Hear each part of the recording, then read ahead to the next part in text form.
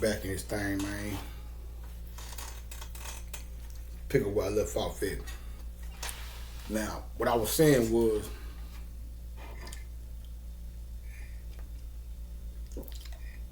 what I was about to go into before I ended the other session was how something I seen on the news one day a couple of years ago, which was very interesting. Now I'm watching the news, and they start talking about. I think they had told we had a prison facility out here. Um, uh, I think it was Sugarland. I can't remember the name of it, but it's well, at least if you've been through the system out here in Texas or whatever, you know, it's common knowledge that this particular facility, just like a lot of other ones, probably true about that too. But we know this one here for sure uh, was built on the land that it was built on used to be a slave plantation or whatever. And this is what they said on the news, local news. They were breaking it down, and they said they were talking about that area in particular. They was like. Uh,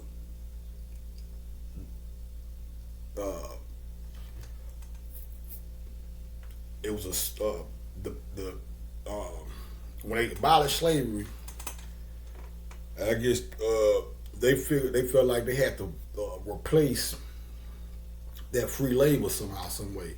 So the way they did it was they built a prison right on where that plantation used to be at, and the inmates who would come through that prison would be the ones who, all that free labor that the slaves was doing, the inmates would do.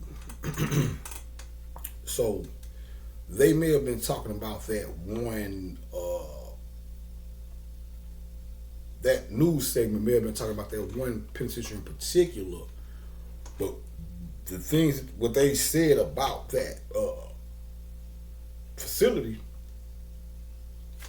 it was in the context of just speaking of just that one facility, but that prison period, not just in Texas, in America, but in America period. That's why we have such a high crime rate or whatever, or our crime is relatively speaking off the chain compared to maybe other places because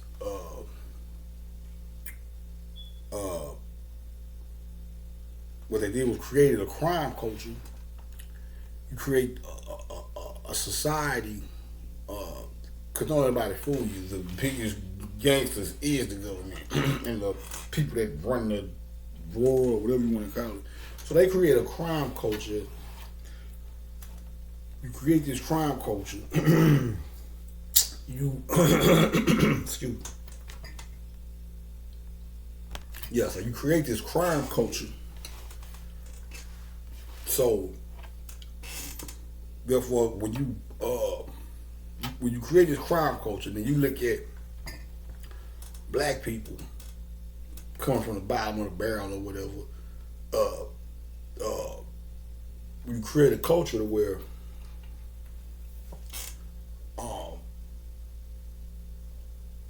crime is what's the word I'm looking for? Prevalent or whatever, widespread or whatever you want to say. You get what I'm saying. But you create a crime culture and you create a system to where you can capture people, where you can tempt them into a life of crime or to do criminal activities or whatever, so that you can catch them, put them in the system, and now a bunch of work is basically getting done for free. I was in there. I saw shit for myself. So it ain't no. This is real shit. I worked in a furniture factory. Now, when I first got up in that motherfucker, shout out to the old school Dodie. I don't even know if he's still with us because he was kind of an old man at the time. I wonder did he ever get out?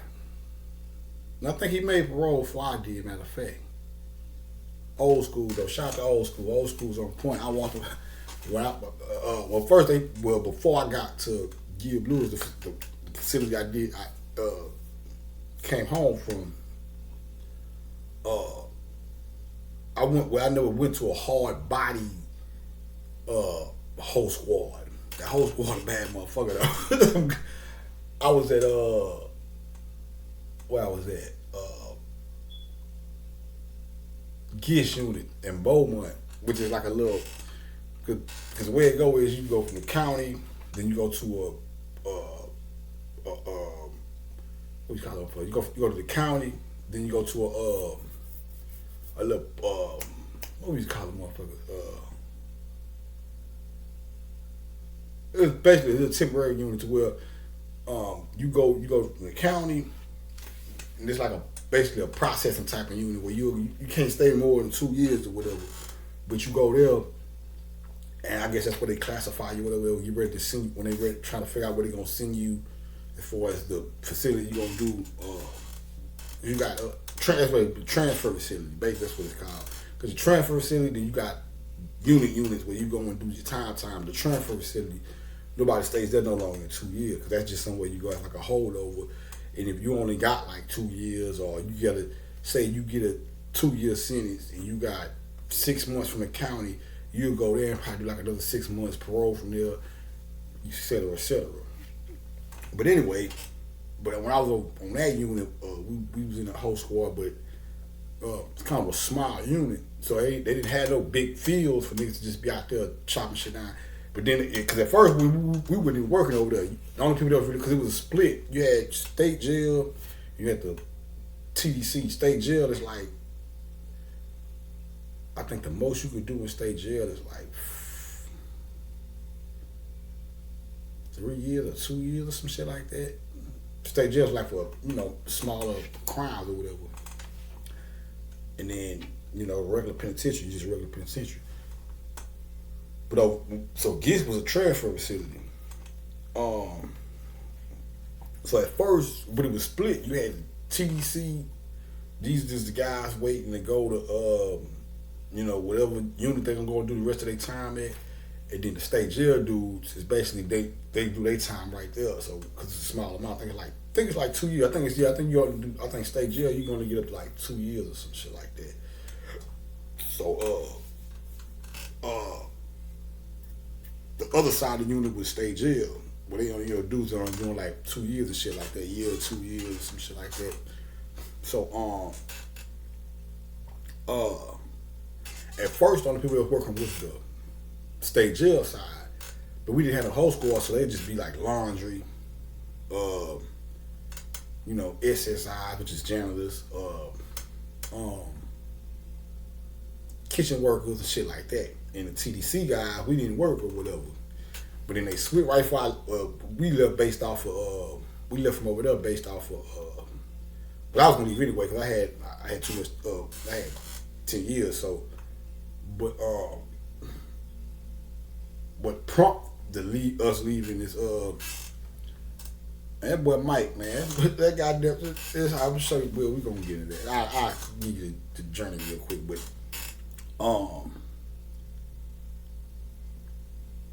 so they switched it up and they started making the TDC workers work. But all the shit I just named was TDC state jail jobs. They started sending us out to the whole squad with really nothing out there because whole squad basically got a hole when you out there knocking down flat weed in the grass and shit, knocking all the grass down and shit, whatever. And it's just like slavery. You be out there all white. You got the lawman on the horse and shit. Niggas out there with holes, singing, oh, it's modern day shit. So nigga might be out there, baller, shot, singing rap songs and shit now. But just like the Negro spirituals, niggas be out there, used to be out there picking cotton and singing songs and shit. Same thing, same shit. Niggas be out there. That boy Poke say, swinging the Aggie and tears right now. Shout out to Pokey, man. But, yeah. So they shot me out there. I went out there like, probably about 2 or 3 times. And then they took me out. They took me out of it for whatever reasons. And then literally right after that, it's when was it Katrina? Yeah, that's 05. Was it Ike? Yeah, that was when Katrina hit. So when Katrina hit, yeah, that was Katrina. Katrina hit, we right there in the area that got affected and shit. So we had to all vacate or whatever. And from there, I went to a unit called Michael's unit, but we wasn't housed there. Like, it was like some old refugee shit. So they had us, like everybody that came from the unit I was on, they had us like all in the gym over there, sleeping on mats and shit. And they started sending people like to, just like they would do at the transfer facility. Michael's unit was a real unit though, but was a unit where you can do time there. But from there, like since our facility was fucked up, they was sending us, to different units or whatever.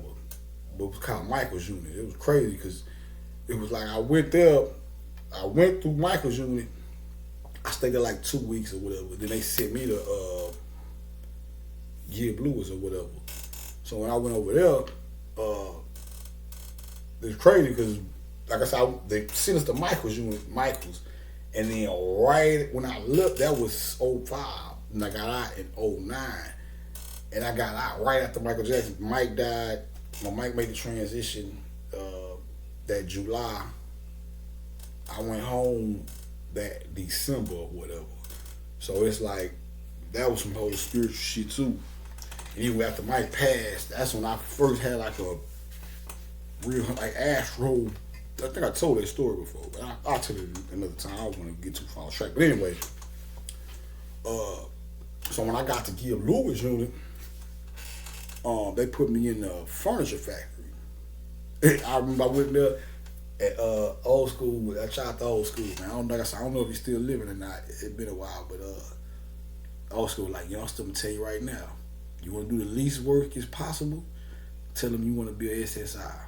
Fucking right. Because I'm not getting paid for this shit, so give me the job that do the least work, and we'll leave it. We'll cut the neck around this motherfucker.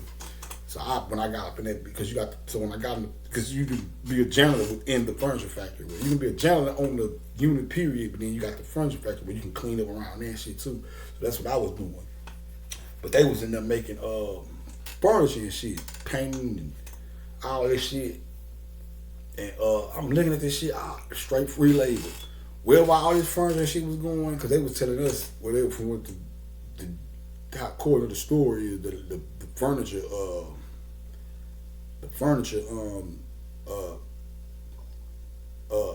was for the state. So it was like, basically, I guess they're trying to tell us like the furniture was like for government buildings and all this shit. They probably was selling that shit too. Hell, it goes, was still free labor. Fuck the dumb shit. So with that whole squad, you really see it.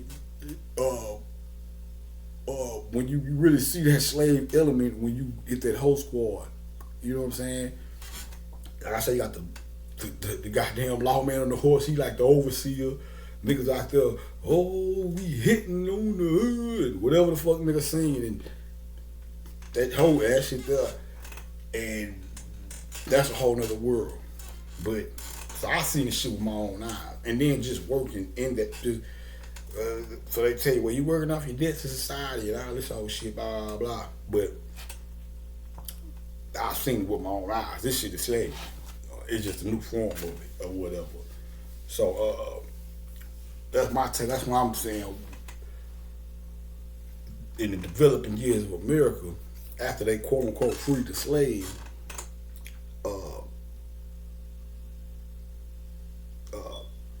they created a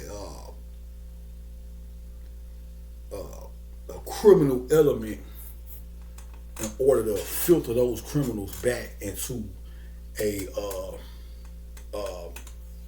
that's what I'm looking for, more subtle form of slavery or whatever, or quote unquote justified version. Like, well, he did this or they did that, so they're paying off their debt to society.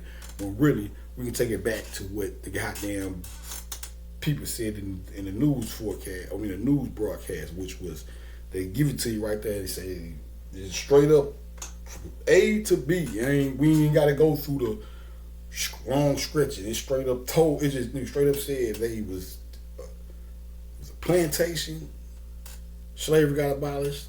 The people needed a new way to find some free labor.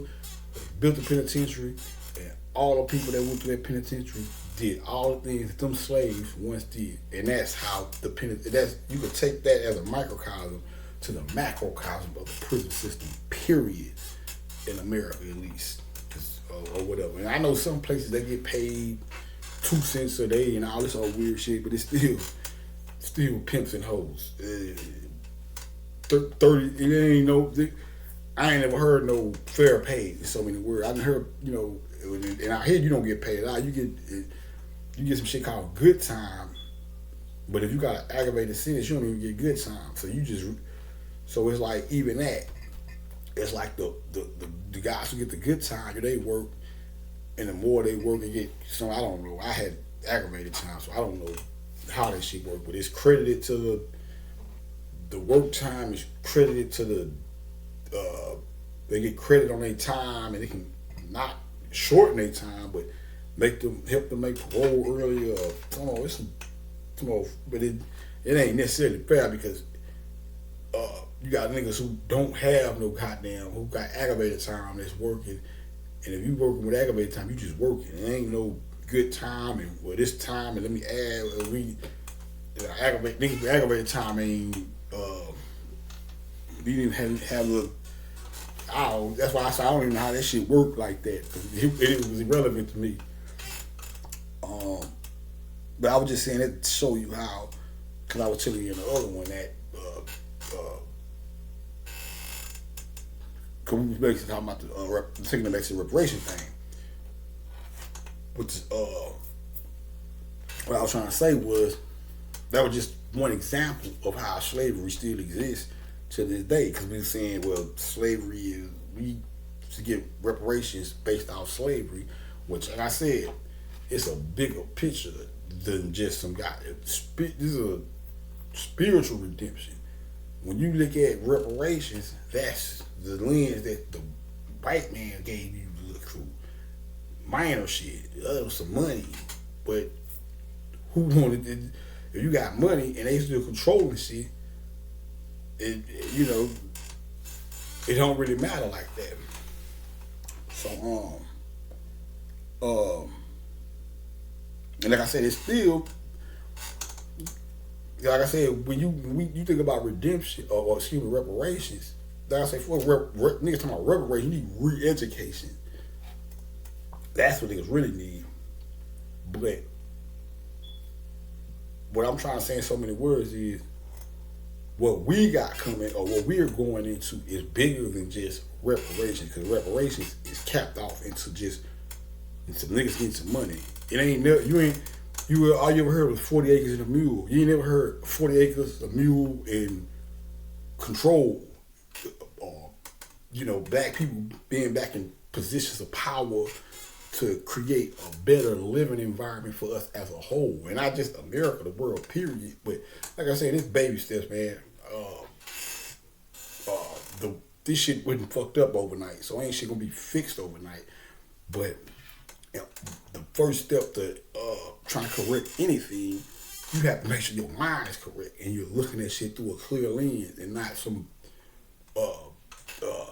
you looking at this shit through your own mind. Because even that, it's like that's him telling you, okay, well, we'll decide what we owe you, which is 40 acres of a mule or money or whatever. And like, nah, buddy, it's a little deeper than that. You know what I'm saying? We was here first. This is our planet. We built the motherfucker, taught y'all everything, and went through all that. You just go, we give you a little 40 acres. You know what I'm saying? That's why I say that's like a nigga running up in your house, beating you down, beating your family down, raping your kids, kicking y'all out the motherfucking house and running y'all off. And then you coming back with like, well, and then the motherfucker say, hey, well, come here, we was wrong for that. So I tell you what, that old picture y'all had hanging on the wall, we'll give y'all that, and a few of your jewels that was in the dresser, your pearly necklace. but we're gonna keep the rest of this shit. We're gonna keep the house. And yes, like, okay, we just want the pearls and I just want my coat that was in that closet and it'll be all right. That's how reparations sound in my mind. You know what I'm saying? So that's petty shit. No pun intended. Cause I said no pun intended because that's the name of the guy that works for the guy that works for Hellstock in this movie. His name is Petty Creep. He ended up being an alright guy though. He just was a slave, a fucking do boy for old Hellstock. But he's just like a lot of people in society that are in this world today. Under the rulership or under some type of obligation to somebody or working for somebody who treats them like shit, but they can't necessarily break away from that person, or they scared to break away from the person, or they gotta sit there and take what the person's dishing.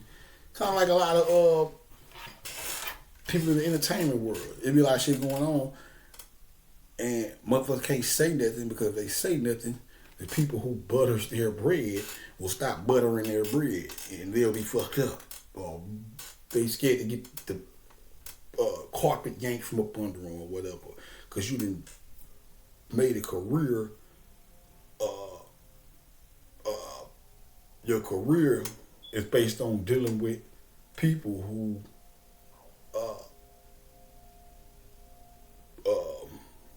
whether blatantly or indirectly participates in oppressing black people or whatever. So I'm owner of a record label, or the white guys owner of a record label, or the people that own the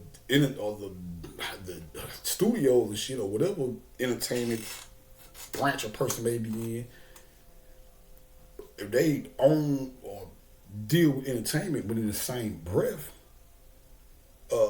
work for white supremacy or whatever, and then you work for them, you can't say the shit you want to say, or when certain things happen in the world, you have to turn a blind eye or say or be all careful how you approach the situation because these people butter your bread, which is what they were trying to show you in this, because that's what Hellstock kept telling the Petty Creep dude.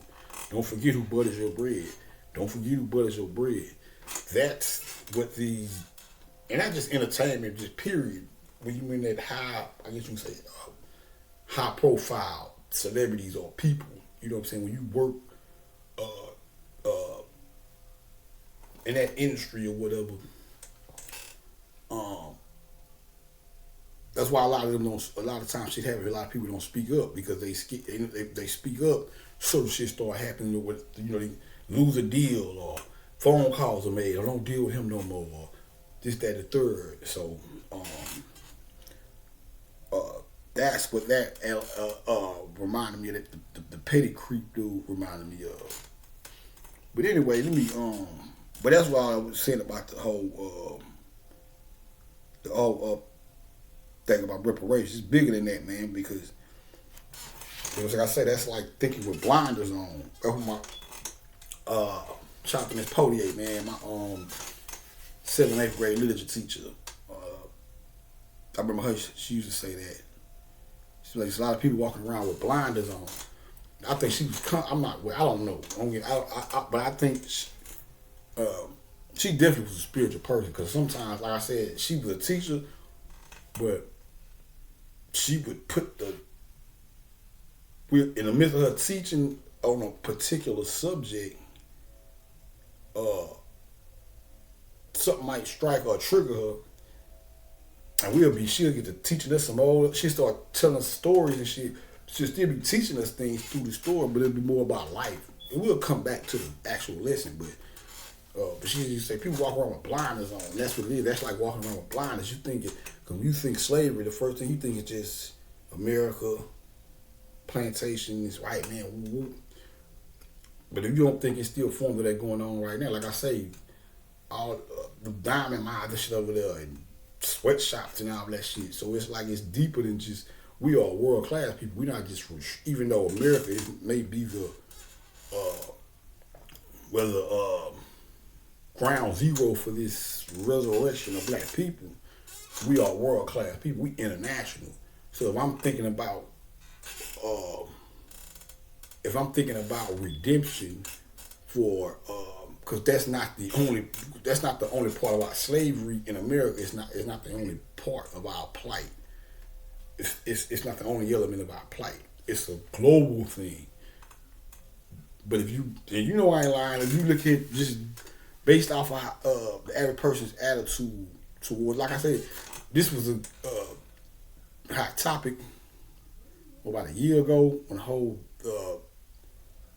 I don't even know what that shit is called. It's no disrespect to the dude who started it. It's some whatever that group is. Anyway, when everybody was talking about the slavery reparations and it was mixed in with that whole hip hop argument, which is some whole other shit. Now niggas don't know what hip hop comes. That's why I'm at a point now with niggas. I have barely even pay attention to shit. I still, keep up with things or whatever, but I'll be like, man, that really kind of that was kind of like that kind of disappointed me with a lot, especially New York. Man, I love New York, man, but I'm like, come on now y'all the mecca of this shit, right? But you mean to tell me y'all can't get it right? Now we arguing about, I ain't never heard nothing about no fucking, the closest I've heard about hip hop being started by Jamaicans is the fact that Kool Herc is his people. He has Jamaican ancestry. I don't know if he came over here from Jamaica or he was born here and his people. He was first generation American or what. But now all of a sudden, Kool Herc ain't now we arguing about, we went all these goddamn years just to come to 2024 and 5. Now we don't know who started hip hop. Now it's a whole, the Puerto Ricans started it. They were all this old shit. I'm like, man, come on, man. That is some I ain't even argue about. You know what I'm saying? It is what it is. They were there. That's nigga shit though. But they all niggas. You see how this shit all come back around. So you like, the Puerto Ricans started, the niggas started. Well, we just for the sake of argument, okay, that's nigga culture. But Puerto Ricans was there, so it's like everybody played a part in the movement or whatever. From what I'm seeing, I wasn't there. I'm younger than the hip hop started before I was even born. So, but from what I've seen, Beat Street and all that shit, Puerto Ricans was there breakdancing, woo woo. But if we had to just say who started, I think it was the black people. Even though I consider Ricans niggas too, when we just speaking with them. One of the reasons I'm speaking of them separately is because for the sake of argument. But that's nigga shit. The basis for the beats and the break beats and shit was James Brown. Like somebody, a lot of the arguments I heard niggas was like, well, why we wasn't rapping over Congo and shit? You did have the bongo band and all that shit, but you know what the fuck I'm talking about. That was nigga shit. It ain't had, you don't hear no elements from no other. When you go back to the early days, that's straight up raw nigga shit. It ain't no. Well, you go back to the earlier days, you can hear that element of salsa in there, or you can hear that reggae in it. No, all that shit came. Shit, the first Latin rapper was to really just take off was Pun. But Pun, somebody was Pun. And shout out to Hurricane G. That's how I know y'all niggas be lacking with this. Niggas don't even talk about Hurricane G no more. This nigga Hill though. I only heard like shit. What? I think I probably heard like 1 or 2 Hurricane G verses back in the 90s. And still just remember off of that shit. And I just went and listened to her album. I don't think I finished listening to it yet. Listened to the whole album. But I'm just now going and listening to her album like, what was that a couple of days ago or whatever. I think that was it Monday? I think it was Monday. And, but I've always been privy to the knowledge of her. and how thorough she was. But thorough in H time means live, good, just in case. But niggas don't even talk about Hurricane G. I be like, man, I remember her being dope from back then. Just her voice. I liked her voice. Yeah, mama. But yeah, Hurricane G and of course you got Hurricane G. You got the Beat Nuts, Pun. In so many words, I do understand what niggas stood up and took up arms for, because motherfuckers always trying to take our culture or whatever and run with it or whatever. But anyway, let me get off that. We'll talk about that later. I think I got the perfect segment to talk about that. But let me get back to just me, man. Get this shit out the way. I got some other shit I got to get into. So I'm gonna try to get all this shit by the weekend. All right, so I told y'all about the whole jail slavery thing.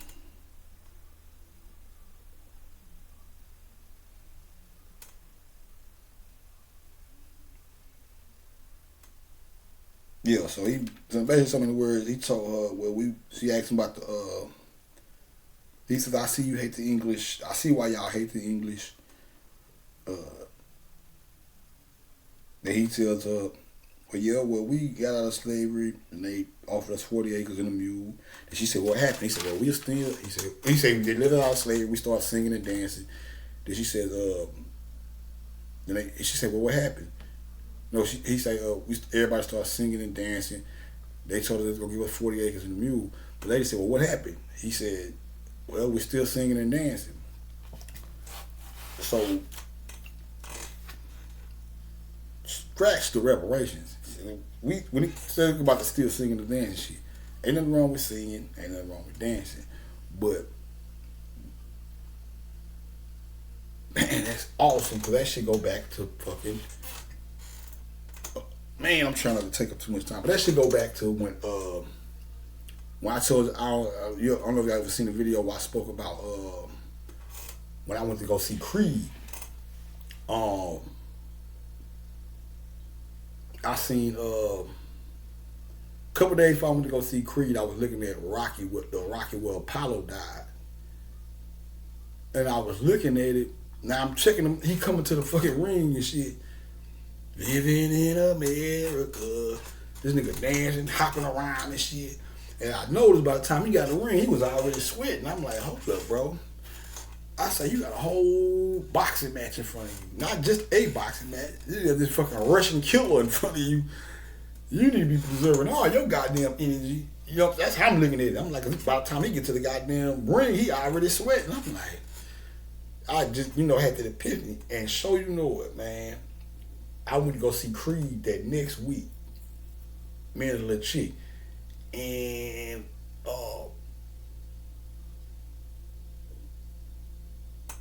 it was in that gym. When it was in that gym sparring, I think Creed Adonis walked up in the gym, and the niggas' mantra was no singing, no dancing, no singing, no dancing. And I said, mind you, this is my first time seeing this shit. After looking at the one with Apollo and Drago lock in, and I'm like, man, I'll let her, like I say, because that's what I said when I was looking at Apollo going to the ring. I'm like, man, I'll let her ass singing and dancing. This nigga supposed to be holding that energy till he got in the ring. And so you know, a week later, when I go see Adonis, what them niggas in that gym saying? No singing, no dancing. No singing, no dancing. And they were saying that because Apollo came out there all that singing and that dancing, and then got in that ring, and that fucking Russian broke him up or whatever. So, bring that back to what I'm saying is, we doing all this singing and this dancing and this hugging all this money shit and all this old shit here, and the whole while, niggas, all that shit distracts you from trying to really liberate yourself from up under this goddamn clutches of this beast. So I'll read this fresh one real quick. Yeah. So So yeah, and I see it, like I said, niggas don't want to be free. Niggas don't even know what being free is. If I was asking, well, what's the definition of being free? We so far removed from when we was actually free, we don't even know what the fuck freedom is no more. That's why they can put you, that's why they can tell you free and still have you on lockdown. But it's more so of a mental lockdown now. Like I say, to actually see slavery still in action, you have to come from that criminal element, or not even the criminal element, catch it, end up, well, I come from a criminal element, but crime, even though I went to jail for some shit I was absolutely innocent of, I do come from, but not, I was a hustler. You know, my crime was, I didn't go out and my crime wasn't against other people. You know what I'm saying? Unless a motherfucker did something to me, then, you know, we go touch a nigga ass up or something. But, you know, that's, other than that, you ain't fucking with me, I ain't fucking with you. You ain't fucking with me and my money, I'm good. You ain't standing in my way. So I ain't, like I said, that's why the shit I even went to jail for, we really, that's a whole nother story. We really frowned on at one point in time. It was a phase where, I just put it like this, we go back to the north side, south side shit. One of the reasons why the beef between the north side and south side, the north side was jacking south side niggas for their cars and shit. Woo. So that became a beef. And in my era, so this shit all happened when I was like 11, 12 and all that shit. So my era, or my generation, H-Town, we started viewing, South Sideans, I should say, we started viewing jacking, we started, by that being the catalyst of the beef, but we were more so hustlers. But you had jackers everywhere. That's it. We all know the streets is the streets everywhere you go. But for this, because even after that shit died down, everything went back to just, basically what I'm saying is, at one point in time, jacking was looked down on. That's why I tell you niggas, we a city of hustlers. That's why the nickname was Hustle Town. So we were so just, you know, it's so much bread out here. You got to the point to, we started looking at it like we started frowning on jacking. So you was a south side nigga, jacking was associated with north side. So south side niggas, for a period of time, started associating jacking with the north side. So I come from that element. And then eventually, you know, it started like that, then eventually, you know, you start hearing stuff where everybody be jacked. Cause you know, you young, I'm in tune to the streets at 11 and 12 and shit, all that shit. So I got the understanding of the inner workings, but just, you know, in that era, it was like south side niggas didn't jack, north side niggas did jack. But in all actuality, it's all street, so it always been jacking going on. But it's like this kind, I guess I got what I'm trying to say in so many words. That beef kind of put me, by me associating myself as a south side player or person from the south side, that removed me from ever becoming a jacker or thinking about that element of things. So that shit kind of actually kept me from even being of that state of mind. And I wouldn't anyway, because I, 9 times out of 10. Now, you know, of course, well, that's why I said first, you looking at, as a kid growing up, looking at the street shit, you know, you looking at it all like, man, all that shit, look, you know, you looking at Menace Society, they jacking niggas and shit. So you associate all that shit with gangster shit. So it could have actually went that way. But that beef between the north side and the south side, by that happening, and the whole south siders not being considered jackers thing, that kept me away from that element of jack. So that just kept me within the realm of hustling and grinding, selling drugs and shit or whatever. So that kept me from that. I'm glad it did, because like I say, some of my homeboys even, like I said, first we looked at it as like, oh, jacking and robbing, that's north side shit. And then eventually, you know, as shit started playing out, that beef started dying down and we came together, and then everything just that whole notion went out the door, and it just went back to just like everywhere else, niggas jack everywhere. But for a moment in time or era, that was frowned upon. So niggas like, you jack, that's all. We look down on that shit. So now to this day,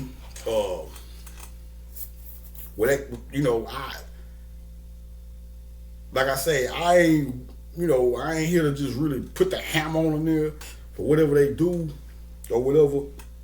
But that ain't my cup of tea. Never was. It don't even fit my character or whatever. So on one hand, not only that I have to do time for some shit I didn't do, I got a jacket on my back from shit that I don't even fuck with. You know what I'm saying? It's like I don't even rock like that. So it's like a motherfucker to check my background, look at me, and he robs women. It's like, no, I don't rob, period. Especially not no fucking woman. That's even ass insult to injury or whatever.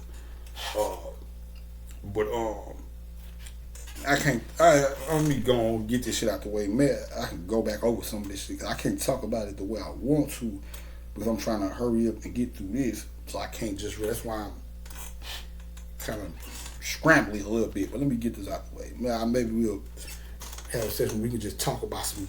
I can get on here and just not necessarily have to talk about no spiritual shit. Just kick it with y'all on a spiritual shit gonna come up anyway. But I can get on here and chop it up with y'all just about just about some old regular old shit. You know what I'm saying? But let me get this out the way, man. I'll return to some of this shit though. So the petty creep dude, he's like the spy or the worker for Hellstock or whatever. They get the guys to jump Jimmy. Is this shit in order? I thought that happened. I might be tripping. But anyway, they jump Jimmy. That's crazy. Jump Jimmy jump. That boy Biggie, man. The king of New York. So they jump Jimmy or whatever. They catch him sleeping, beat him up, put the beats on him. He wake up. When he wake up, because they knock him out. So he wake up in bed. He talking to Catherine, which is the little girl. And he was like, he's like, yeah, if I would have seen him, talking, how niggas, if I would have seen him, I would have beat their ass, woo, woo, he talking that shit or whatever. No, that's what he said. If I would have seen him, I would have went straight Bruce on him. And then the little girl just looked at him. And he was like, oh, you don't believe me. I think she shook her head like, He said, girl, my daddy's daddy. He said, my daddy's uncle. He said, my daddy's uncle, great granddad, some shit like that. Trained Bruce. Now you gotta pay attention to that part right there. What he was trying to say in so many words is, Bruce is a nigga. So he's saying his daddy's daddy. First and foremost, Bruce Lee, the name. Bruce Lee. You know that Lee always, not to say there ain't no white people out there named Lee, but that's like some nigga shit, be honest. But Bruce means black. Bruce. If you write the two down next to each other, cause we pronounce it Bruce, but you can say Bruce. But then you look at the word bruise, you say it fast enough, Bruce, it'll sound like Bruce. And what is a bruise? A bruise is when the part of your skin does what? Turns black or whatever, or from some type of injury or impact or whatever. So, but what he was trying to tell you was, when you say my daddy's, when you look at that, at least this is my take on it. He said my daddy's uncle trained Bruce. To me, that was basically saying, kind of like what the whole black and Irish thing is, just taking it over to Asia. When we say my daddy's uncle trained Bruce, what he's saying is, he's black. Bruce comes from that ancient line of black people. So he's like my daddy's uncle. So what he's saying is, you can look at that as the culture of, because all that shit comes from karate, all that shit. But in so many words, what he was trying to say was Bruce was black. He was saying my daddy's uncle trained Bruce. Just like we can say, well, we taught the white man everything he knows. The Asian, same thing, because we was originally those people of Asia. We just got bleached out or lightened out. And the black element, they don't show you that in mainstream media. You have to probably go over there, but you see him through people like Bruce. You see, he was, he was kind of a beige type of color or whatever. And that nigga be coming through too. I got some shit on these tracks I be making, man. You'll hear that nigga. And if you look at Bruce and Mike is like they're in their peas and part. It's just Mike is an entertainer, singer, and Bruce is he's an entertainer too, but he's a fighter. But look at them kicks and shit. Look at how Mike be moving, and then that shit is like karate, man. But he said Bruce. He said his daddy's uncle taught Bruce. So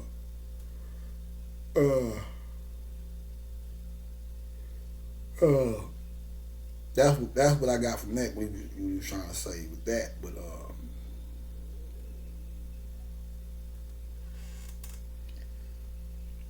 well, you got to see with Jimmy, he rapping and shit, and the little girl, she vibing with him. That's showing you how the world takes to our music. Like, that's how I look at that. Like, even when he was in the club and everybody was rocking with him, that's America.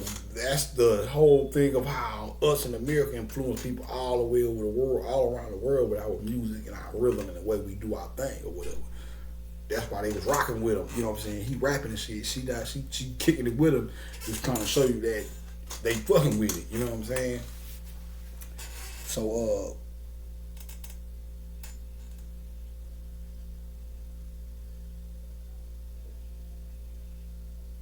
so you had the other guy in there who at one point he seemed a little jealous of old Jimmy because he liked Maureen, the Frank guy, Frank, which was like I guess a friend of Maureen or whatever. And I thought they was gonna end up together. Frank and I thought Frank and Maureen was gonna end up together, but it didn't play out like that. But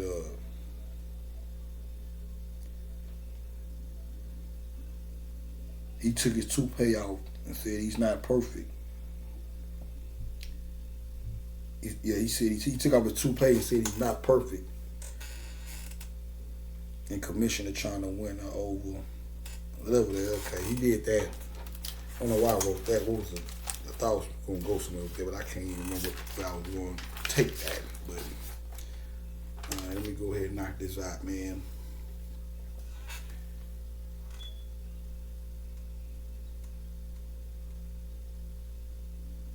So I think, let's see. All right, yeah. So one of the things Catherine asked him, she asked him what did he want, or like what if he could have anything he want, what would he get or whatever, something like that. And he said it would be world peace. And then just like a nigga, he said, no. Well, he said world peace. I don't know if he said world. He said world peace. And then he went into his whole shit. I'm gonna be rich, famous, me and music. You know, just like us. Straight nigga shit. Me and music are one. You know, music is my best friend. Woo woo woo. Which I heard that live. You know, but that ain't just niggas. That's everybody's dream. That's the American dream. Rich and famous. That shit started, at least the fame part, that shit started to look a little overrated. Rich, yeah, better to have it than not. Shit, and bread, shit. You know, who don't want to have what they, but see, being rich, a lot of y'all niggas want to be rich for the wrong reason. That's why a lot of motherfuckers that get rich end up broke. You know, all that materialistic shit. And I'm not saying I ain't against having shit. Because shit, if I had some bread here, I'd have me a nice whip into your out there right now. She go jump in that bitch. But just the motherfuckers be ODing. Yeah, motherfuckers is, we've been, which is a whole other story within itself. But uh, we've been influenced to have we've been influenced to OD on this shit via this music, man. This shit, like I say, nigga want 40 Bentleys in his yard, that's your business. But as fucked up as this world is, and crazy, how crazy shit is, I don't know. Like I say, you motherfuckers got bread to do it, hey, whatever. But if you don't be trying, if you ain't, don't be trying to keep up with the Jones. I said it to the youngsters, little young niggas out there getting money, man. Yeah, you niggas better learn how to stack that shit, and especially now, because that music should be so flash in the pan. Is one artist be here one day, gone the next. These motherfuckers, I don't know what's going on with this. And like I said, I'm only one person, so I don't be, I don't want to talk like I don't really just be around a lot of youth like that or whatever, youth like that. But just based off, the internet and what I be hearing and seeing, it don't seem like motherfuckers, that music is capturing and holding the attention of the people like it used to. So you can be a hot motherfucker today, and 6 months later, shit just fizzle out. I don't know. This is some weird shit. This is a weird music era we in right now, man. That's a whole nother story. Like I say, I some other shit I might have to get into. I guess I'll get into when I do this other piece. But let me knock his out, man. But so she started asking him about him, because he used to get on stage and do impersonations or whatever. And I guess over there, based off of her, what Kathleen said, or excuse me, Maureen said, I guess over there they never heard of impressions people who do impressions or impressionists or doing that. I guess they never. I guess she don't understand it as a form of entertainment, because that is a form of entertainment. Some people do that shit, like your boy I can't remember that guy's name, but yeah, impressionist or whatever. But that's the thing, though. I think he always. I know he always Eddie Griffin in his stand-up acts. That's his thing too. We used to.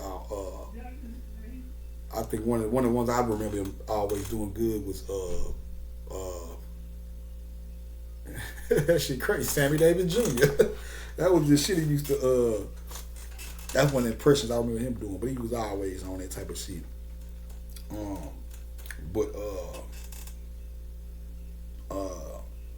So she asked him, why was he impersonating other people when he would doing his little performance at Finnegan or whatever. He said, it's what I do, it's who I am. And then she said, it's who they are, not who you are. Be yourself. Now,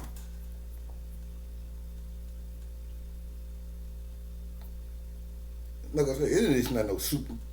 Like I said, this ain't no super deep movie, but like I said, I'm just speaking on my take on this shit. So the way I looked at that was, I looked at it like she was tripping, because it was like, that's entertainment. Like, it ain't like the nigga, like he was, he was doing impressions of it. He was on the fucking stage. But take it a step further than that, what they're trying to show you was that Osirian element, because that's Osirian right there, doing the impersonations or transforming into different people or whatever, or whatever. That's Osirian. That's Osar is the Lord of Transformation. So that's what that was alluding to right there. That's why he said, it's who I am. I am that I am.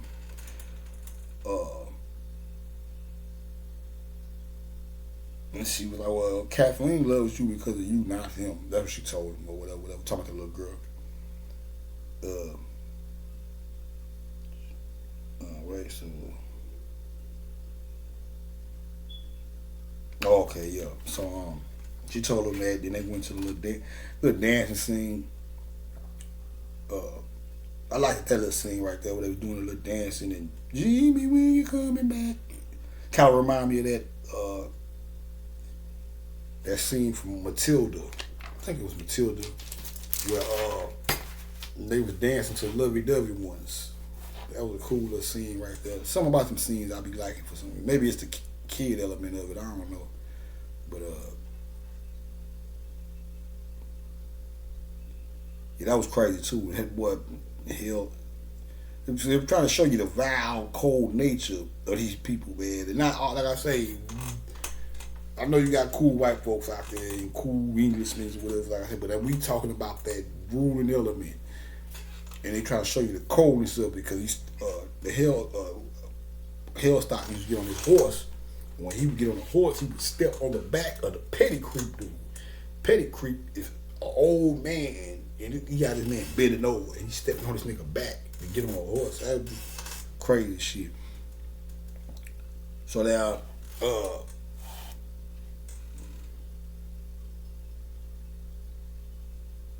yeah, this was interesting too. So Hellstock and Pettigrew having a conversation. He was like, Hellstock was like, I just got off the phone with the City of Angels, aka Los Angeles, right? They said Jimmy wouldn't know a straight line if it hit him in the ass. He's one of life's losers. See, now that said a lot. First and foremost, you got Englishmen calling L.A. First and foremost, think about that little get down right there. Showing you something.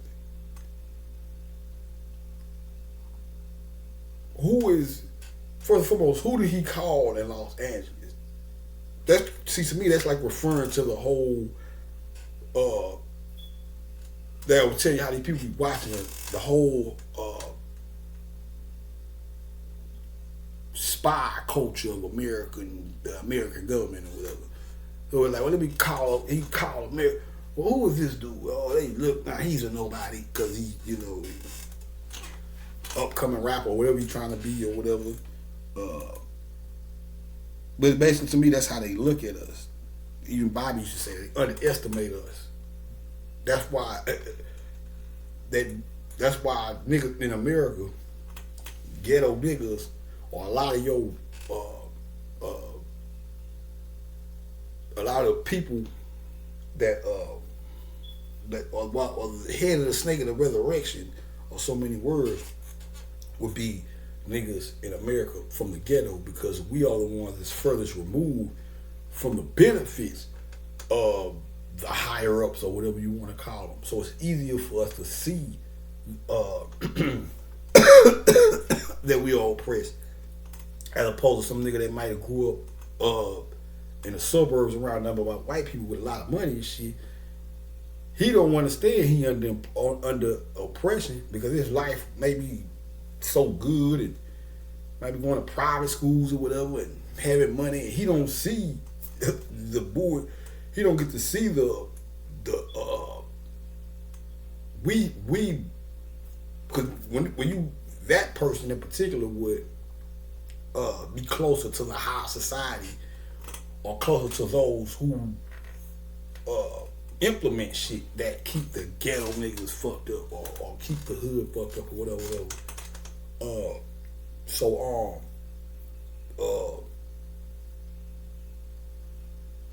That's how they look at us. But who is Jimmy in the movie? He's, like I told you, he's the magic one.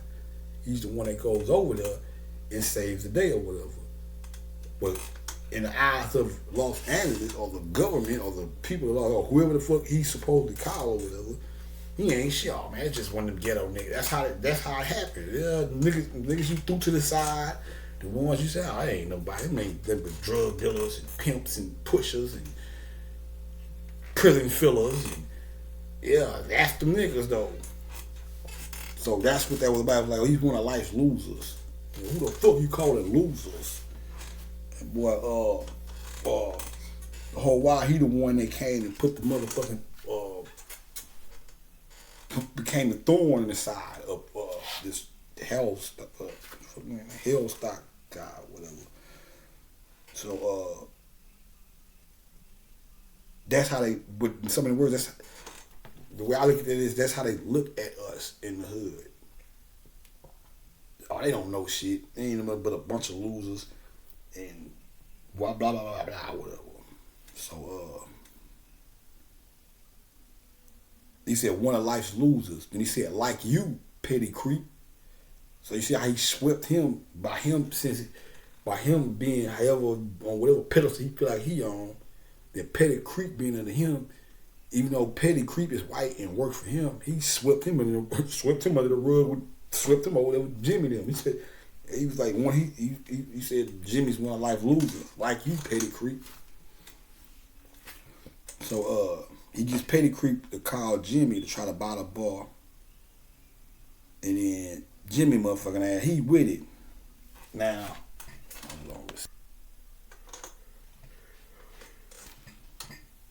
so he called Jimmy to buy the bar. Jimmy, he's like, all right. He falls for the bullshit. Now I'm not sure if he he knew. Cause they were trying to build what they were trying to do was build a amusement park over there or some shit. Or something. And I remember them showing him the blueprint.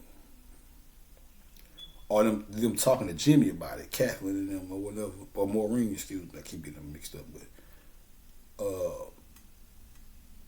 What I was trying to say was I couldn't remember if he knew that if he sold the bar, if he sold it, then Hellstock would get the whole shit or whatever. But he was with it at first. Now, me personally, even that shit, I was like, man, come on. I'm like, come on, man. Even if, these folks can call you way over here, bro. Or got you way over here to give you this ball to keep it out of the hands of this oppressor. And then you do the bullshit and finna give it back to him for the fucking money. Or you finna sell it to him and put them people under this dude's thumb for the bread. Now I know that's a lot of niggas like, man, fuck that shit. Woo woo. Now I'm like, come on, man. You didn't have shit before you went over there. Even if I would have, I would have done that shit. In so many words, what I'm trying to say was that, I probably would have been ready to come back to America though. I don't know about, they don't look like no, I don't know. I ain't never seen all Ireland, but I don't think, but you be hard pressed. I don't mind visiting other places, but you be hard pressed to get me to move to another, actually move somewhere outside of the United States and live there. I don't know. I'm just an American boy, man. But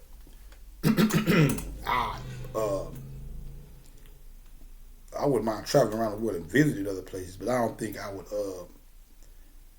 want to actually. But who knows?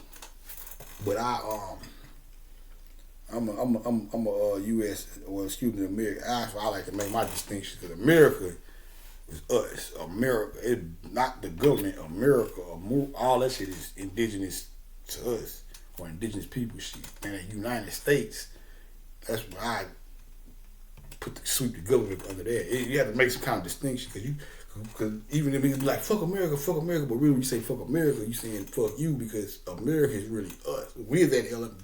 The name America refers to us. Now, United States, you can put that shit with whatever you want to put it with. But America is deeper than the government. That's some shit that precedes them or whatever. But if anything, I would have just came back and be like, look, man, you keep the ball on my name and shit, but I gotta go back to the goddamn back to America around this motherfucker. I would have, even if I had to leave empty-handed, just knowing the situation or the dynamics of what they were going through, I wouldn't have sold it back. Just out of that revolutionary aspect of me, like I'd I might not get out of, I might have to leave empty-handed, but I'm not finna help this bastard. You know what I'm saying? I'd rather just leave and let them run that motherfucker or whatever. Keep whatever in place, whatever's keeping him from being able to do what he's trying to do. Keep that going. But I ain't, I just find another way to make some bread or some shit. But I would have sold it to that boy. That would have been a sellout move. That would have been a sellout move right there. I would have done that. But he was damn near with it. He damn near done it today. But let me get through. So Maureen, okay, that's when she tells the story about the father, Catherine's father dying, which brings her to the Lord of Silence. The little girl was the Hey Whoop figure. The Lord of Silence. That's why she never spoke. Just like when my mama died, the same thing. I didn't want to talk. I didn't want to. Like when she died, I got to the point I didn't even want to speak, bro. Only person I really talked to was the only reason I actually was talking was because my neighbor. Every time I came outside, who just happened to have the same name as my mom, which was crazy. But I would come out like she'd be, she was still on the porch. This was what this was, COVID. That was 2020. Yeah, that was he passed. Yeah, that was that COVID summer. Yeah. It was 2020. But I would go out, but even that shit got weird. Cause like I said, that's what we used to do. We would sit on the porch, smoke, chill, chop it up, whatever. And she was an older lady, a little older than me or whatever. But we would smoke and shit. Then my homegirl, we had a homegirl that stayed upstairs and shit, so she come down there. But even that guy, it was like I didn't want to talk about it, so I didn't really tell them. I didn't actually end up telling them until like a couple months down the line or something. Cause I didn't even want to talk about it. But it was like I didn't even want to talk, period, bro. And it was like I come out, but I couldn't. It was like when I come outside, she be sitting on the porch. It was almost like some spiritual shit going on, like to keep me from just shutting all the way down, I think. So I would come out and she was like, hey boy, come here. When I go over there, we chop it up, talk, so we'll sit on the porch. And but at that time, it got to the point where it was only so long I could go though. That's why when my homie from upstairs used to come down there and chop it up with it, it'd be cool because it was like, okay, now they can talk and I could just sit here and be in my own world and shit, zoned out. And then they start catching on like, God damn, fuck wrong with you? Or why you ain't saying that? Then damn, come back. And I'll be zoned out. It was like, but I didn't want to talk, put it like that. You know what I'm saying? The same thing happened with my grandma. My grandma was staying with my aunt. Then my aunt passed, and then when my aunt passed, my grandma had stopped talking or whatever. So it's like, so I kind of. But to bring it back to the little girl, that's the whole Lord of Silence thing, because she didn't speak or whatever.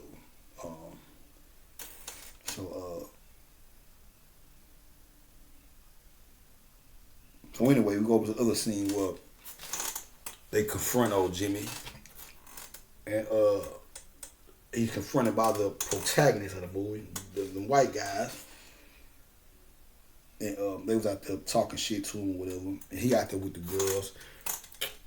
That's another thing about Maureen. She had that Athena energy too.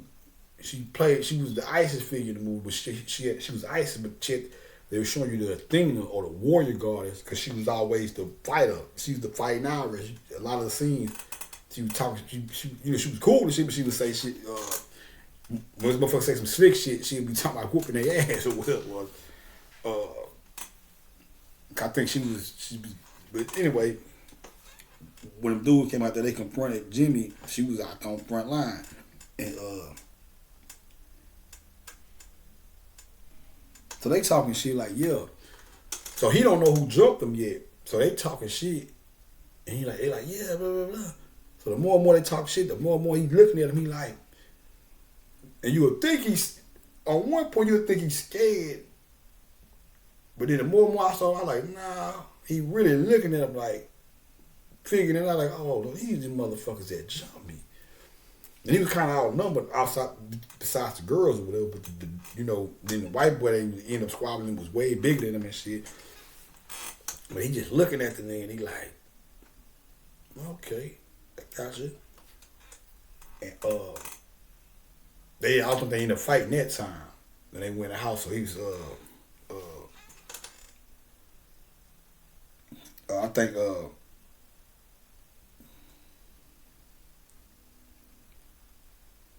think they ended up breaking it up, or they ended up fighting eventually, but the white boys went on about their business or whatever. But he started talking to the girl, started fronting and shit to Kathleen and the little girl, like, yeah, I'm the macho daddy. They lucky this, and ooh, you got to master. And when he told us some real shit, he told the little girl, like, you got to master the art of fighting without fighting. Now that's us. Well, you can apply that to us as far as liberation or whatever. Fight without fighting would be basically understanding that your weapon is a spiritual weapon, or that which is going the element that's going to assist us in this fight we fighting is a spiritual element, not no guns, not no niggas going.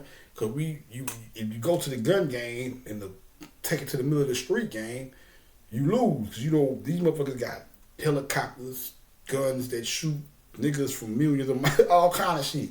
So taking it to the gun game in the fisticuffs, you should know that ain't the motherfucking way.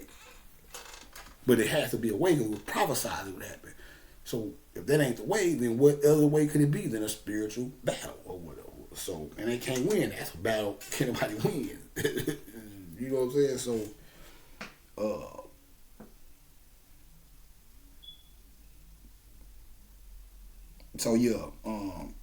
he was like, you gotta master all the fighting without fighting or whatever. He doing his little friend shit like, yeah, I would have, I can't remember. I should have watched that shit again before I did this with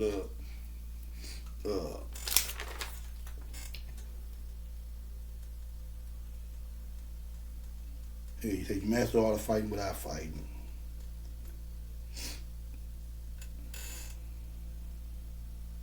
Damn, why did I say that?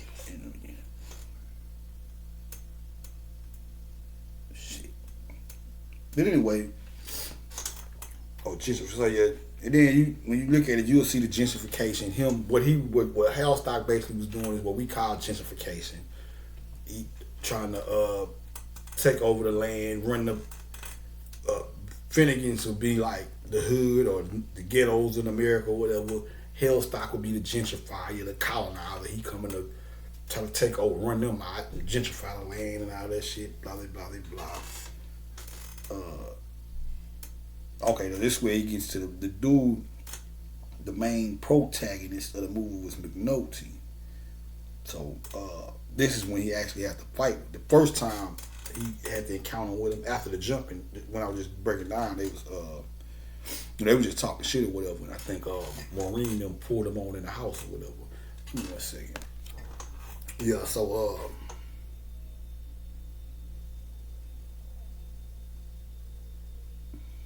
he had to fight with McNulty. And at first, the big dude had, having his way with him or whatever. So he getting beat up. Now, mind you,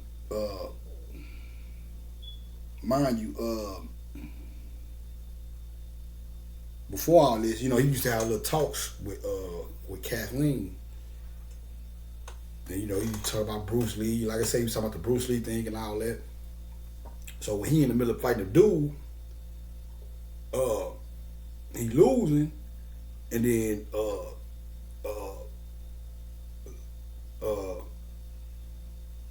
Kathleen, he look up at Kathleen. I think the dude had him like in the headlock or some shit, and she do this like, she do the little fighting Irish thing or whatever. So he get crunk or whatever.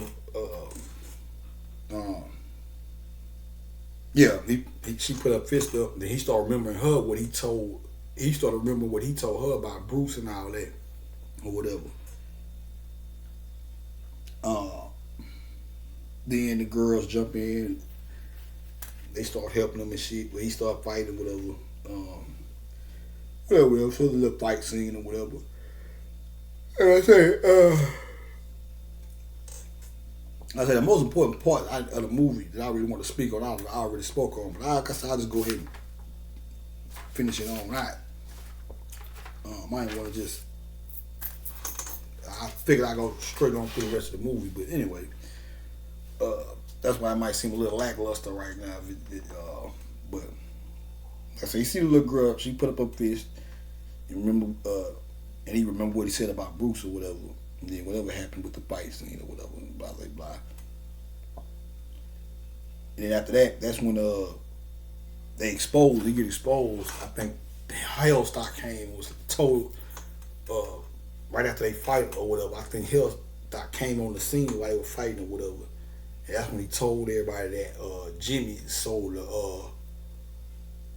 goddamn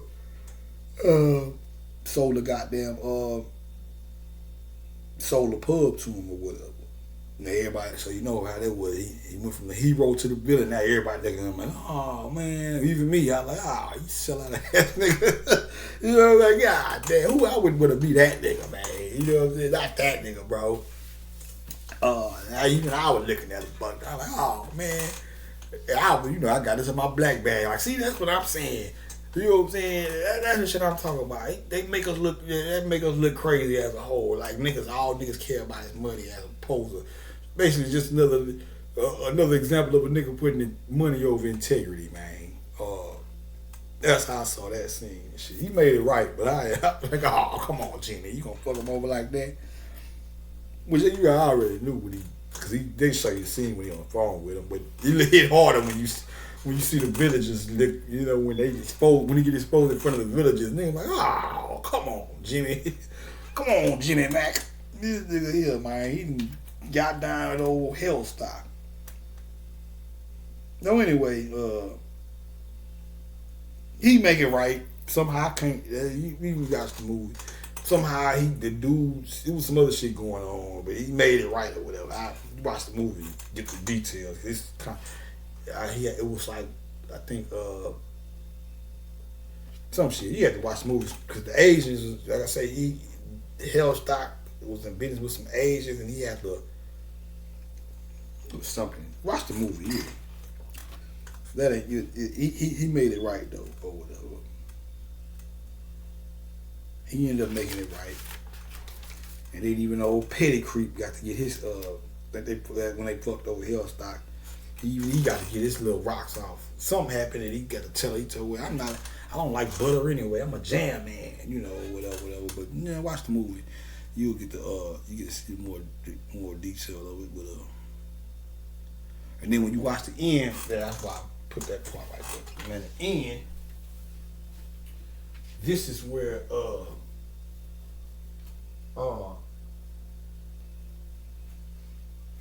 she really starts to look a little light skinnish. Maureen.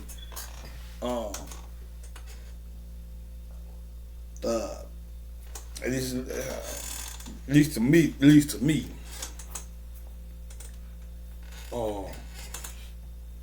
Jimmy was finna get ready to go back to America.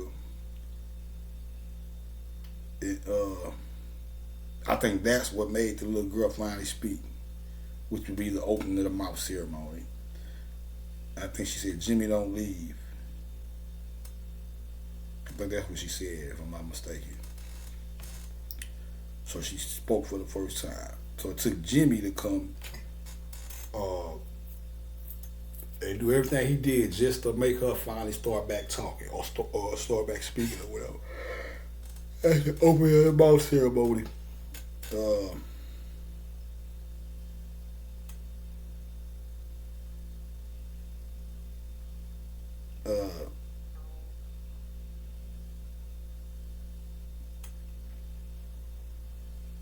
Yeah, she said, "Jimmy, don't leave." Now I think this is all in the scene where they get married with Jimmy and Maureen get married. And like I said, the imagery of it, man, it's just kind of looks weird. But like I say, they kind of try to balance. Like I say, like I said, to me, what they were trying to say was that even though I could sit here and say, yeah, what you see is what I didn't like. I said, I didn't like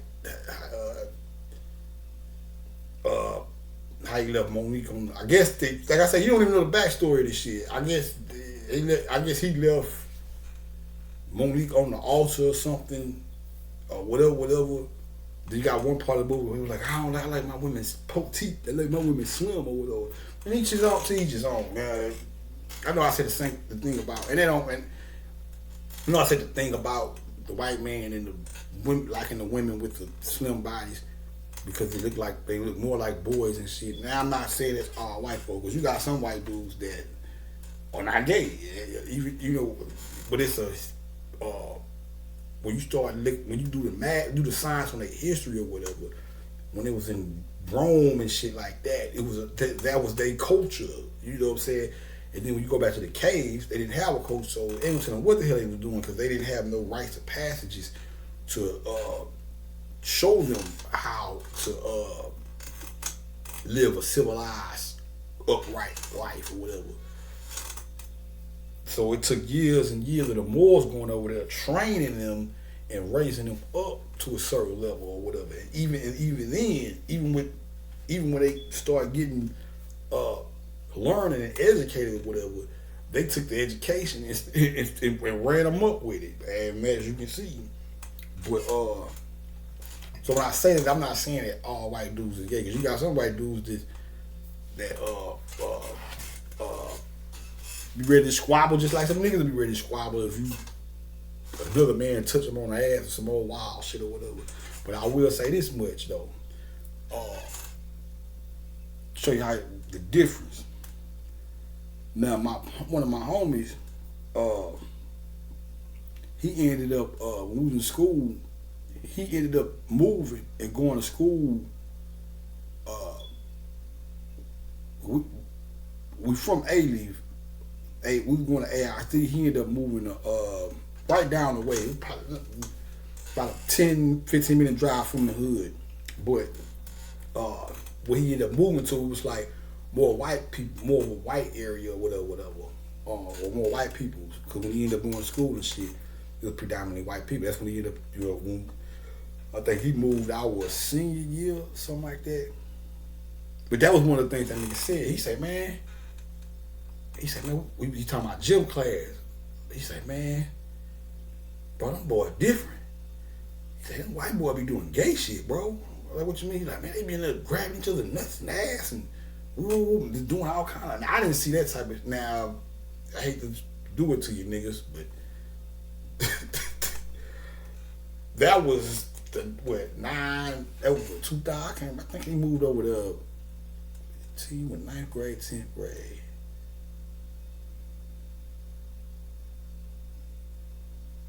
I think he moved out there out with 11th grade year. Now, that was unheard of to me. We don't play like that. Me and my niggas, we don't call each other. Well, this shit different. Now, niggas I came over with me, we didn't even play the bitch in the whole game. And I know that's a thing now. Niggas be calling their homeboy bitches. Hey, what's up, bitch? And man, that bitch, come here, hoe. That's about the close we came to it. Like, you know, when you probably do some shit on the play for you're like, this hoe ass nigga here tripping. That's about as close we came to it. We didn't do play them games. Like, damn, bitch, where you at? Man, whatever, you know what I'm saying? You know, class at the close we come to that, we like, nigga be like, man, this hoe here tripping, man. You know what I'm saying? You know, we on some shit like that, like, you know, a nigga do some just joking around, and even that was in a certain manner. It wasn't like, you know what I'm saying?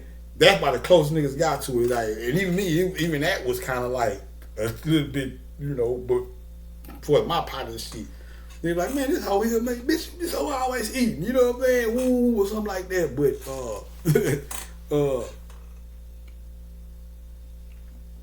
but I didn't see that for that type of shit with my own eye till I ended up going to jail, and it was niggas doing it. I don't know what happened. But niggas, like, it's called the gay games. Never played them. Never will. But this was before all that. We was out still in high school. That nigga went down there. He was like, man, them boys down there tripping, bro. Them boys be just smacking each other on the ass and grabbing each other's nuts and woo woo. And we don't do that in Niggerville. Like, you do shit like that in Niggerville, they be like, that nigga's gay. Yeah, I guess they can do that shit in the name of joking and laughing. And I guess that's how niggas, when I got locked up, I guess with them, that's wild shit. I was never down with that right there. You wondering, was I down there playing the gay game? No, sir. Grab ass, as they called it. But I wasn't with it. But that was an element, that what he was telling me, it all makes sense when I started to learn about their history or whatever. You know what I'm saying? So, and that ain't like I said, that ain't an attack. That's just facts and science. It ain't like I'm just coming on here just to bash a motherfucker. Or try to make it seem like every white man you see is gay, but that is a factor or whatever. You know what I'm saying? You study Rome and shit. They say heels. From what I learned was high heels was actually Roman. Men used to actually wear high heels. And they said that the high heels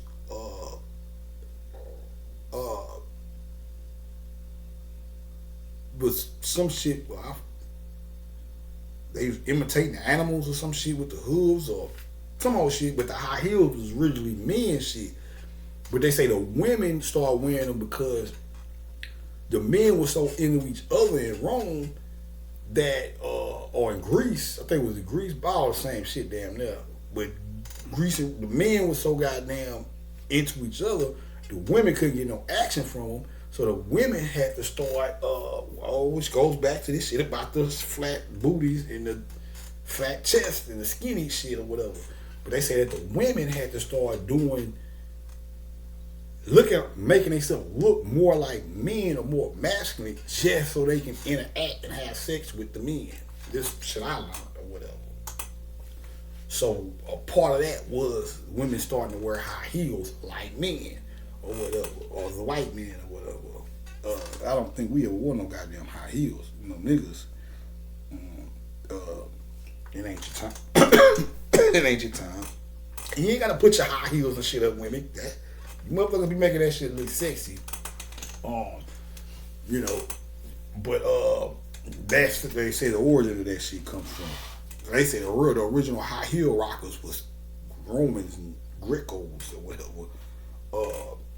And the women had to start, which makes sense because now when you fast forward to these times and you look at the what's a little different now, everybody wants them a thick, juicy fruit booty now, but we'll just go back to the 90s when you would see TV shows where the girls was bulimic and putting their hand down their throat to force themselves to throw their food up so they can stay skinny. And you be like, where is this shit coming from? Who the fuck want to be skinny that bad? And what's it? Now you ask the bulimic, now they ain't gonna tell you, because they don't know. If you used to ask a modern white person in those times, or somebody that may still be, because I know you still got the element now, but it's a little bit more different. But they wouldn't know. It ain't like they'll be telling you, well, when we was in Rome, the men didn't like the women. No, they don't. They just carrying on their tradition. But that's where that shit comes from. That's why you don't know. I'm not saying it ain't few here and there static, but every time you hear about somebody being bulimic and all that old putting their hand on their throat and throwing up the food and eating this shit, that's white people shit. Niggas didn't do that. You know what I'm saying? You might have one or two here and there. That wasn't no general thing with us. So yeah, man. Then like I say, so he I didn't like that part, you know. But I say by them naming her Maureen in the movie, Maureen, I think what they were trying to say was that's the only part that kind of like, they said, all right, I see where you're going, but it's still the imagery still, because I know the women, I I know how the sisters gonna look at it. Like, oh, this nigga that left the queen with the white girl. Which is I kind of looked at it like that too. But the Maureen, but I think the part what they were trying to say was she was one of those ones that was actually a nigga but looked white or whatever. Although when you look at the way that shit look on screen, it look kind of crazy. But yeah, man, that whole that's a whole other subject within itself. This whole co-mingling and interracial thing or whatever. You know, but I do want to say this on that right now. I might get a little deeper on that in another segment. But what I do want to say something, because I know a lot of people a lot of half-breed people, or people that, I don't want to say half, something like animal, but a lot of people that's half black, half white, I know they struggle with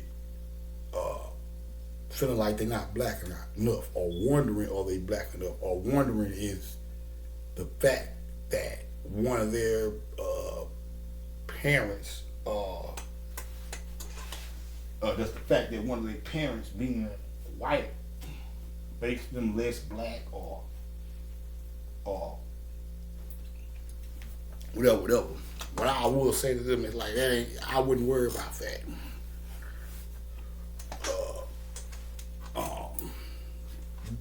You know, because at the end of the day, when it comes to a spiritual level, if you your soul is what matters. So although you may come down here in a body that was brought into fruition through the copulation between two different races, your soul overrides all that. So if you, I know they be like, is that messing with my godhood? My father's white. Like, no, or whatever. It's like, no. This is a soul journey. And from what I see,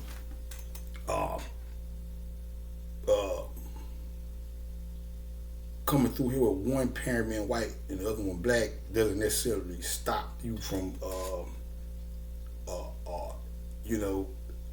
Now I'm not half breed, so I don't know what that entails as the experience of it. But I guess what I'm trying to say, I wouldn't let it bother me like that. Just do the work. You know what I'm saying? White people too, shit. Work with what you got, even if you white or whatever. That don't mean you should bar yourself from learning and educating yourself. So if you watching me or you watch me, I tell you shit, man. Shit, do the best you can do. You know. You know, understand who we are though. Like I say, you got to understand that we are the mothers and fathers of civilization. We are your mothers and fathers. You know, so the quicker you get that through your skull, and the quicker you can, if you are or the more you can stay out of that whole white supremacy. Look, because hating on niggas and not having no love for niggas ain't gonna get you nowhere. You know what I'm saying? Y'all already behind. Y'all already the deficit. So that's the last thing you want to do is have an attitude towards the gods and the goddesses of this planet. Have a negative attitude towards us. But like I say, even though you may be white, it's still, you know, you still have a little residual melanin within you that you could probably work with, or even if you don't have a soul or whatever afterlife, if you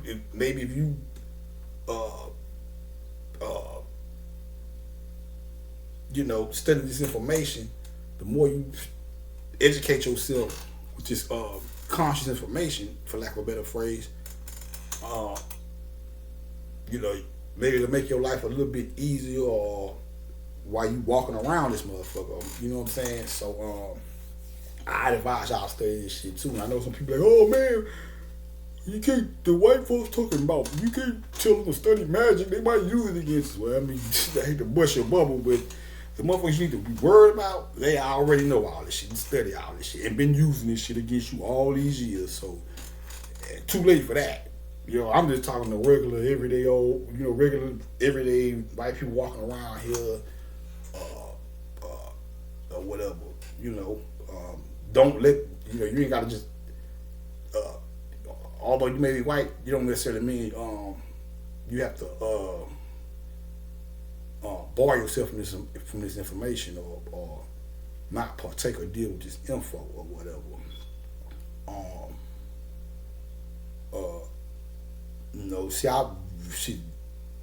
See how far it take you or whatever you can get out of it or whatnot. But fucking with us ain't gonna get you nowhere. Fucking with us in a negative manner ain't gonna get you nowhere. But yeah.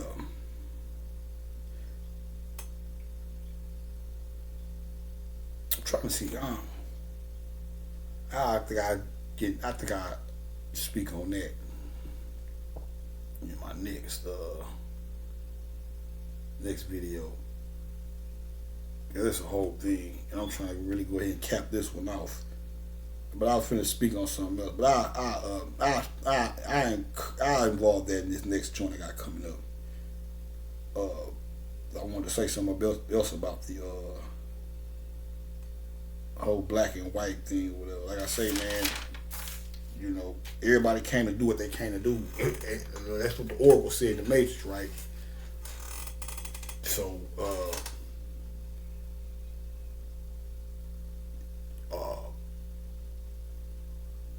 be careful if you do. All I can say is if you do choose to, I ain't gonna sit here and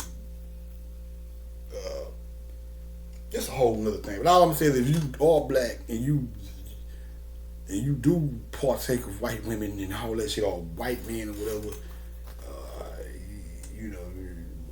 be cautious or whatever at least. But that's a whole because shit. All I'm gonna say is Get Out. That movie Get Out, that's real shit right there. So you might see, if I come in here and see, I hold that, because I want to really get into it. I'm going to be rambling, because I got some shit I got to do. So I'm going to hold that, but we'll get into that this next one. So, so anyway, Jimmy ends up marrying Maureen. Maureen. Captain finally talks. At the end of the movie, she smiled and showed that gold teeth. I like that part. She smiled and showed that old gold tooth, man. And then she says, it ends by her saying, they in the church. I didn't like this shit. It was something. She was in, I think they was in the church getting married, and Monique busted in. That part. And it's not Monique. I'm saying, that it fucks with me. You know what I'm saying? Like, it's like, I don't like seeing, it's like, they got her looking like like some type of buffoon and shit, and then he over here with the white woman or the black woman who looks whiter or whatever you want to call it. I didn't like that shit, man. I would have just rather preferred hell just not even have her in that element of the movie. It would have made it a little better or some shit, but yeah. Then she said, my dad was right about the magic ones. Everybody has a little magic in them. Magic is the melanin. Just like white folks. Even white folks have a little melanin in them. They just don't have it like, they are deficient of it. And generally speaking, their chakra system, they have, from right here, they have an incomplete chakra system.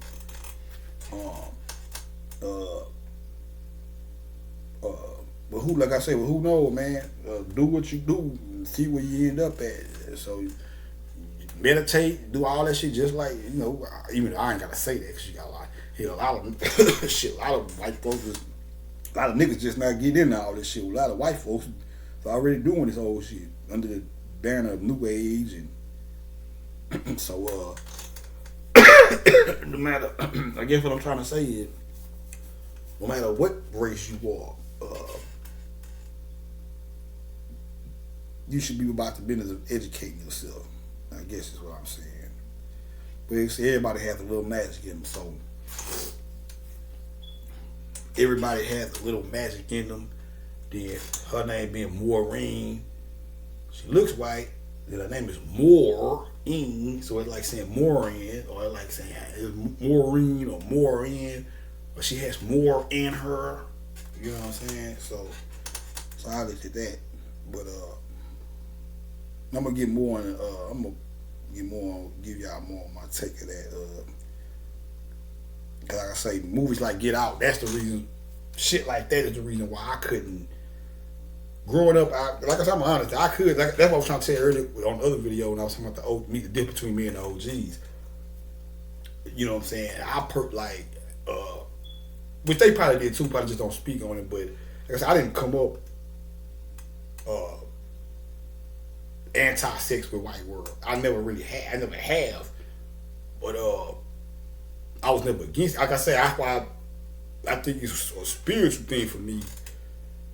The fact that I never had a white girl, because it just never. Like I say, that shit just never. I don't know. It just never happened. It's like I can't.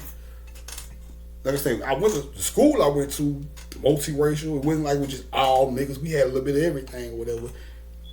And we had fine white girls. White girls I wanted to put the work on. I ain't gonna lie. That's why I'm saying the difference between me and OG. I sit here and tell you,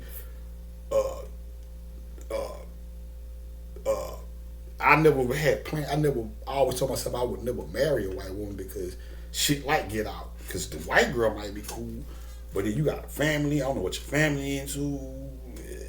Just like Get Out. Y'all, we gonna get more into this. Cause I don't want to take up too much more time. But y'all niggas be easy. Got another Firewater production coming for y'all, man. So y'all stay tuned. We'll get back into this. Cause it's a message I gotta get to y'all that need to hear. Yeah. So shout out to OJ. Shit, pretty like that. But I'll holler at y'all niggas later, man.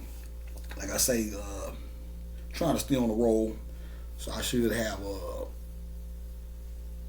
trying to do 2 more for this weekend. This Memorial Day weekend pop off. So we'll get into it.